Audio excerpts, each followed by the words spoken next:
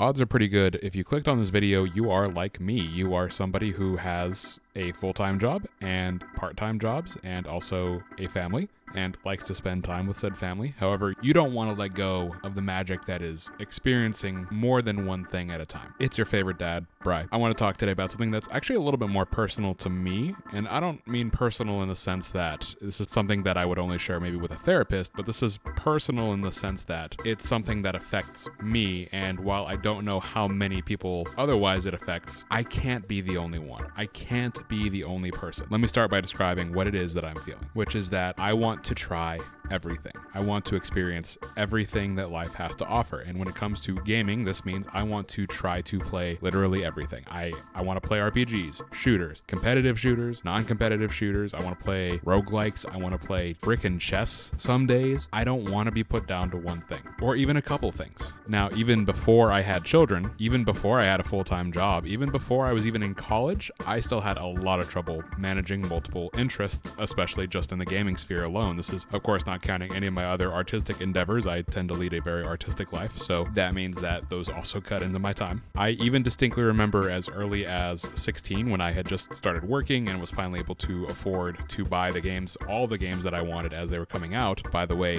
dumb idea for your wallet, previous Bry. I remember being kind of frustrated because I had them and I just didn't have the time that I was used to having with them. I was used to purchasing a game and that being one of my main purchases for the quarter, for the 3 months or 6 months, however long it took for me to save up more money and then to get my parents to drive me to GameStop to purchase said thing. And while I was in the middle of trying to work out how do I play Gears of War 3 and Skyrim and the new Halo Reach content and Battlefield 3 and Modern Warfare 3, I realized, oh, you're not supposed to do that. And to a degree that is true. And this is what I'm grappling with now, which is I want to really enjoy Counter-Strike 2. This is something I'm very fresh in. I want to enjoy Rainbow Six Siege, which is a game that I enjoy time on and time off. In fact, right now you're watching some very scuffed dual front play. I didn't say I was good at any of these games. Someone ribbed on me on my Doom video for how I was playing. Great advice. I'm using the shield more often. Things are going great. So if you're like me and you don't want to just be locked to one or two games and you want to experience everything, how do you even begin to do that, especially when you do have obligations, family, things you have to do to survive, such as work? These games are all incredible. It's the best time to be a gamer, yet trying to experience everything,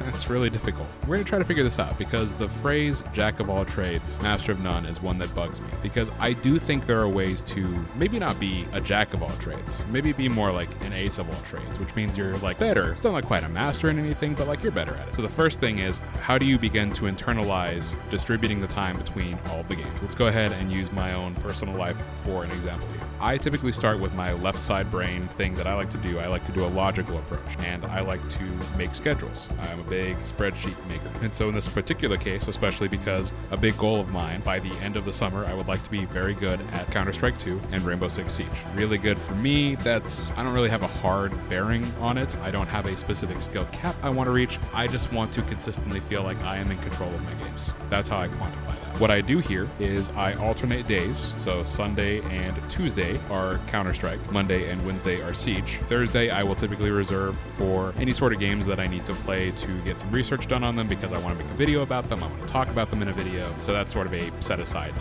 for that.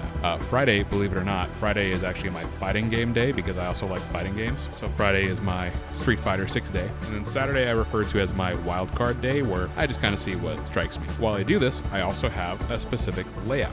So I know that I've got a specific list of single-player games I would like to experience, specific multiplayer games that I am consistently experiencing, and then also what I call my research games. These are games that I want to play some or more of in order to make videos and stuff about it, because I don't want to make a video on a game I'm not playing. For example, my single-player tasks, as we'll call them, is to finish Dark Ages, Doom Dark Ages, and then I'd like to finish a replay of Half-Life 2, as well as Episode 1 and 2 with that. After that, Expedition 33, and then Oblivion, and I'm predicting that will probably get me through August. Then I've also got my list of research games. Currently, the things that I have in the works as far as things I want to kind of pick apart and try to find something to say on are Battlefront 2, Call of Duty, Titanfall 2, and Division 2. A lot of twos in my life. Again, this might seem a little silly, but I do find that it's very helpful to lay out the different things that I'm trying to accomplish on paper. I really do find that to be helpful. I'm sure there's some kind of science to it. You could also go with the internal approach, and this is actually what I use on my wildcard day. I'll sit down on my desk, and if I don't know what it is I want to play, maybe I want to play more Counter-Strike, maybe I want to play more Siege, maybe I want to get a jump on something else, I let my inner voice guide me. Now, we all have an inner voice. This isn't like a, hey, you should be medicated kind of thing. But I basically close my eyes, wipe my brain clean, put myself in a nice white void, and then I count backwards from 3, and whatever the first thing I think of, once I hit the 1, that is my answer. Now, this one only works, these two methods only work if you commit to them, because you're gonna have that nagging feeling. You're going to have that nagging feeling that you should be playing your other options. Should be trying to make progress on those things. If you're doing single player stuff, you should be doing multiplayer stuff. You're gonna have that. And I'm sorry to tell you, the only way to get around it is to try to ignore it and to just trust that you have picked what you want to do, that this is how you're going to spend your time, because you don't have a lot of time. And I find that I feel much better just committing to something with my free time rather than trying to spread myself out across all 3 or 4 things I'm doing at a time. Also, having a Steam Deck helps tremendously too. A lot of the Doom that I've been playing has been streamed through Game Pass onto my Steam Deck, and it's honestly a really wonderful experience and is part of why I'm able to get as much done with it as I am, because there's some offered flexibility there. Now, if you really don't have enough time or you don't feel that either of these things will work for you, and try them before you say they won't, you could also go for the proxy approach, which is I'll watch videos, I'll stay within the community, I might even make a custom Twitter account so that I can interact with the community on Reddit and on Twitter, which has its pros and plenty of cons. This is a way to do it. This is actually how I've stayed engaged with Yu-Gi-Oh! For the last couple of years. I was a very avid Yu-Gi-Oh! Player for a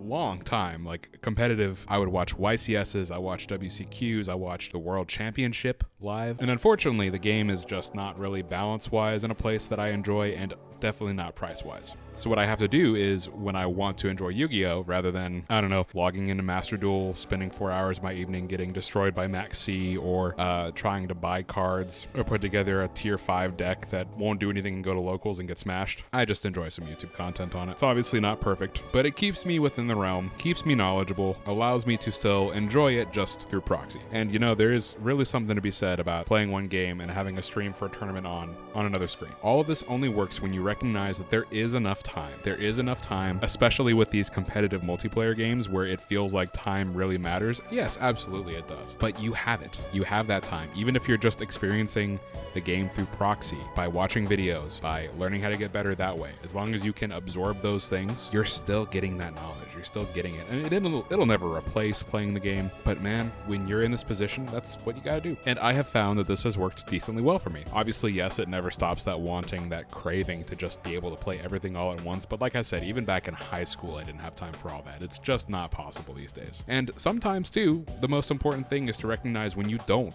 want to play a game. I don't want to use brain power, so I'm probably not going to play Counter-Strike tonight. I'm not going to play Counter-Strike. I'll play Half-Life 2 because I'm still replaying that. Something else too, another thought that I have when it comes to multiplayer games too, is the want to get better tends to be the main reason why you play. Because yes, we all like to have those games where we frag out and where we go crazy and get clips, send him to Jinxie and he screams at us. Part of the experience and part of the drive is getting to get better. Watching those videos to learn things you hadn't learned before, seeing what pros do that you don't do, and then using whatever time you have to apply that. I don't know, there's a magic to that, right? And in a way, that might just be what the experience is. And I wish I could tell you it's simpler than that. I wish I could tell you that you can have the same level of experience as a streamer who plays for 12 hours a day, and that's just not possible. But let's be honest, we're not matching with those guys anytime soon. We're in the employment bracket of the matchmaking system.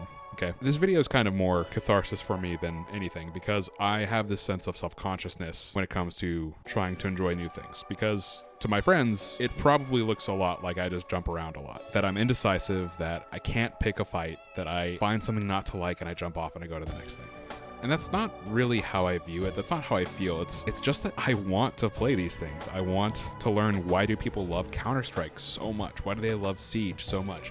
Why is Battlefront 2 coming back? Why do people still talk about Titanfall? Like, I want to experience these things, and I want to take that part of life with me. And it's gonna sound goofy, because at the end of the day, I'm just consuming media, right? But not really. We recognize that all this is art, and it's a transformative art, and it's an art that we don't really even know how to describe. And so someone's got to put their voice out there first. first to say it's really hard to experience all this wonderful art and all these great moments, because I can't be satisfied just by doing one. I've never been satisfied just by doing one thing, because I choose to believe that I can be good at everything. Most things. I'm pretty bad at makeup. But I know there's other people out there who are just as strapped for time as me, who want to know what all these things are like and want to make friends and want to enter these communities. So hear me when I say we can do it. These methods I put forward, maybe they do it, maybe they don't. I don't know. It's gonna vary. I hope you try them.